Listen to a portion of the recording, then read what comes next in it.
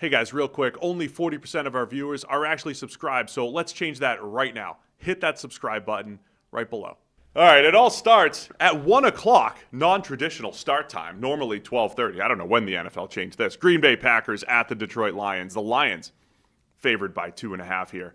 The 7-3-1 Packers and the 7-4 Lions. Of course, a rematch from Week 1 when the Packers whooped up on the Lions.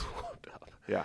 Right? They beat him pretty bad. Micah Parsons' first game, dominant. We were all asking questions. Miss Ben Johnson, what's going on in Detroit? Micah Parsons bringing the Packers to the Super Bowl. Lots happened since then. Is the line a wreck? Was Ben Johnson leaving, crippling, like all those questions?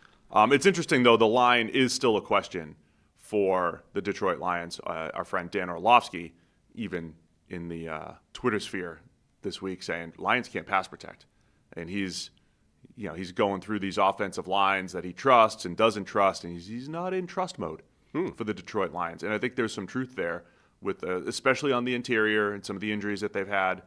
A tackle, Taylor Decker, being in and out of the lineup at various points. Yeah. But there's some truth there. And then you add in the way the Packers have used Micah Parsons differently than Myles Garrett is used or T.J. Watt is used. He is moving all around the defensive front.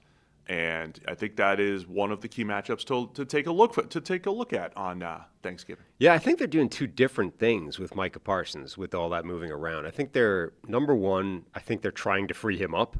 Like, I don't think this is a case of let's just use him to target individual. I think they're specifically moving around to try and get him some free looks or some one-on-one looks, the way certain other teams don't bother, and they just sort of they work the double team into the equation. Well, if he's double teamed, someone else is free, and that's a net win. I think the Packers are specifically trying to get him away from as many double teams as humanly possible. But then I think they're also trying to do the other version of that, which is when we move him around, when we get certain looks, we know that this is going to happen, and therefore these other guys are freed up. So I think they're kind of working both sides of the Micah Parsons edge, which is smart. Let's use the destructive force that he brings, and let's try and help other people as much as possible as well.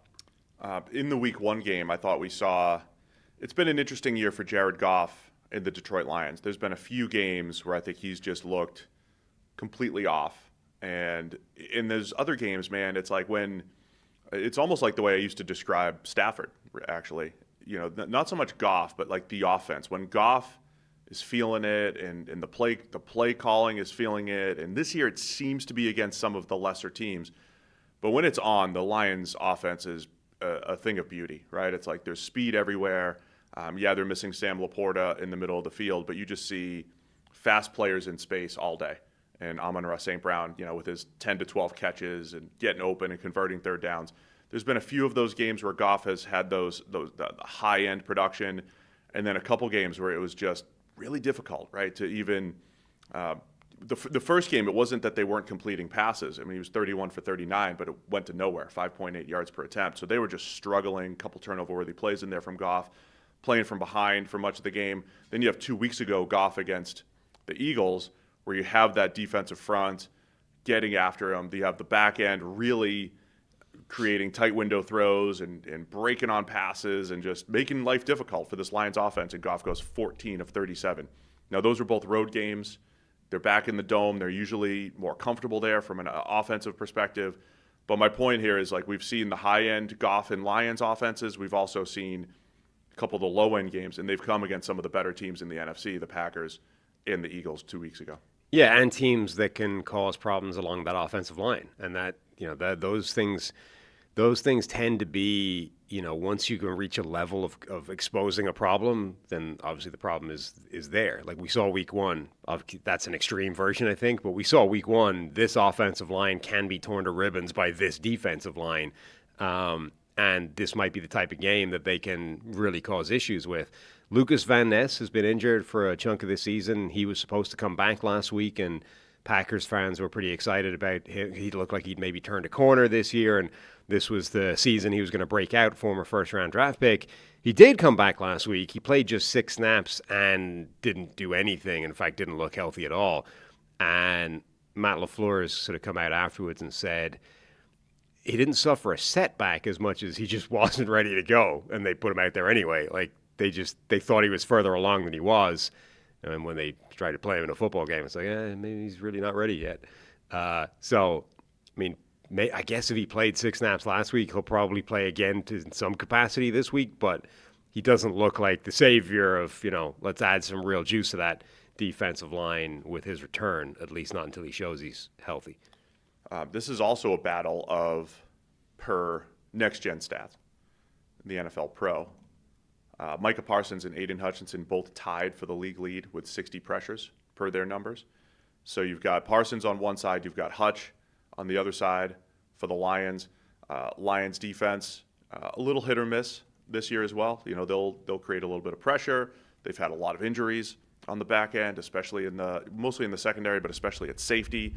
And then the other piece here, Jordan Love, I think that offense has definitely looked different with Christian Watson in there. Yeah. This week to week, who's the number one, who's the guy? It does seem like that offense works better when Christian Watson's making plays. And it's not all the downfield plays that it was maybe 2 or 3 years ago for him, but it's mostly vertical, right? It's like deep outs.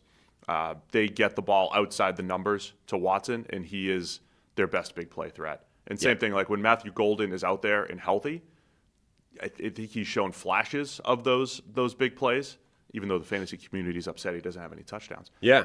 But he's shown flashes of those big plays. So the Packers, I feel like that offense is inconsistent but close. Inconsistent but have the pieces. When they have all those pieces together, I think it'll help quite a bit. And his return, like he has been a better player since his return. Like Christian Watson, he's for most of his career, he's been this kind of inconsistent, big play threat where sometimes he'll make a play, sometimes he won't. It's like there's this sort of frustrating lack of efficiency. But actually, he's been remarkably consistent since he's come back and has been making big plays left and right and just been way more consistent. And whatever about like that receiving core, who's the number one, doesn't really matter. He does bring something different to everybody else there. Like that size-speed combination, it's something you have to respect at all times. It's why even these wildly inconsistent deep threats, as long as there's a threat of that, it's something you have to think about every single play. Last thing I just wanted to touch on, we have to touch on Jahmyr Gibbs. And by the way, Golden is questionable. And my general preface here on all of these games, doing the show on Wednesday, we don't have injury reports for any of the games beyond Thursday. So it'll be a little touch and go for us when it comes to injury predictions or who's playing or who's not or who's questionable. These games we at least have some injury reports because they're on Thursday.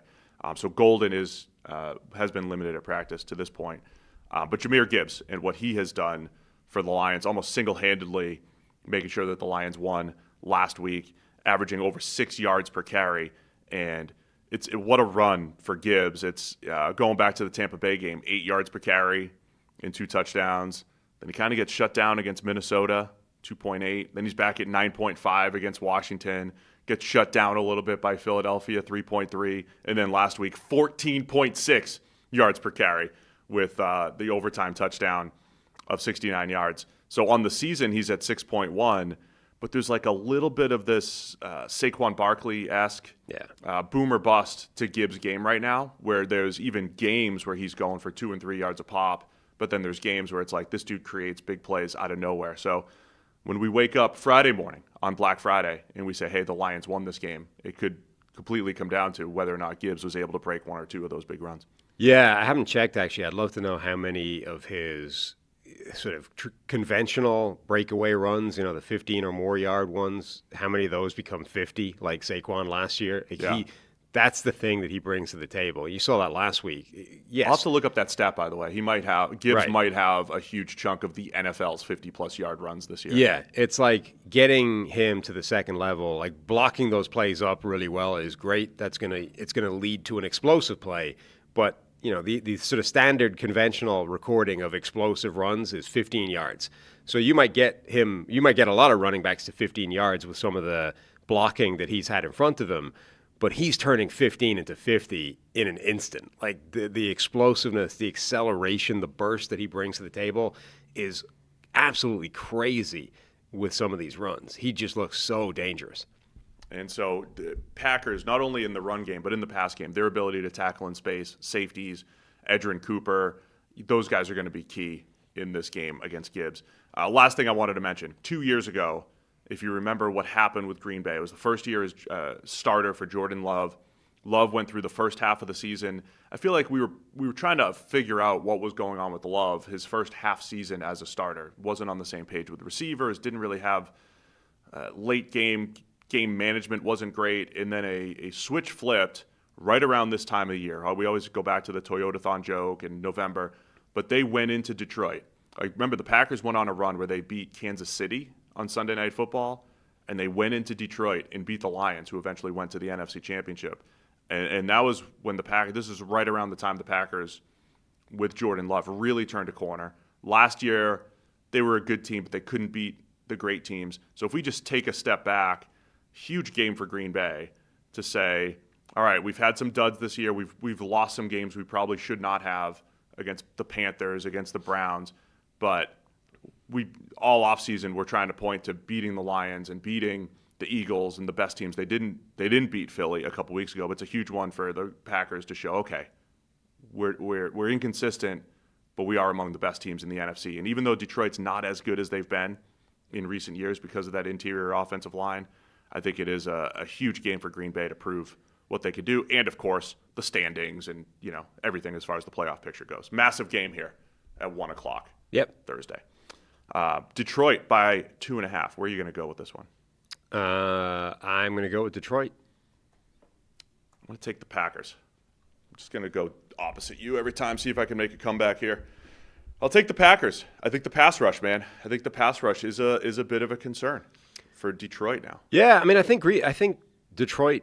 I think the opposite is true though as well. Like Detroit's pass rush is formidable. I think people started to catch on to this recently, that this combination. I mean, Ross Tucker was big on this last week in his commentary thing. Like the combination. Everyone always thought you get two edge rushers.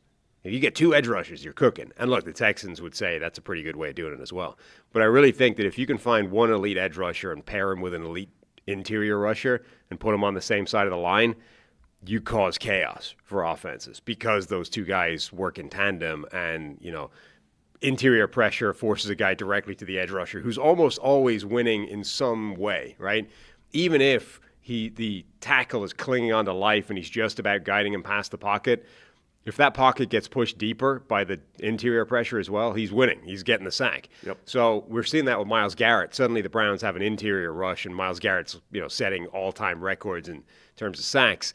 I think the Lions have that push inside as well now with all those defensive tackles that they've got with the return of Alim McNeill, et cetera. So Aiden Hutchinson remains one of the most dominant edge rushers. Now he's got some help up the middle because those guys are back and healthy, and you're seeing the pressure that he can bring to the table. So I'm taking Green Bay here. Detroit. I'm taking Detroit. I'm taking Green Bay. You're taking Detroit. Harry's taking Detroit as well. Mm-hmm. Thanks for watching all the way to the end of the video. Check the Mic is live Monday, Wednesday, and Thursday, so be sure to hit subscribe so you don't miss a video. You heard the man. Subscribe.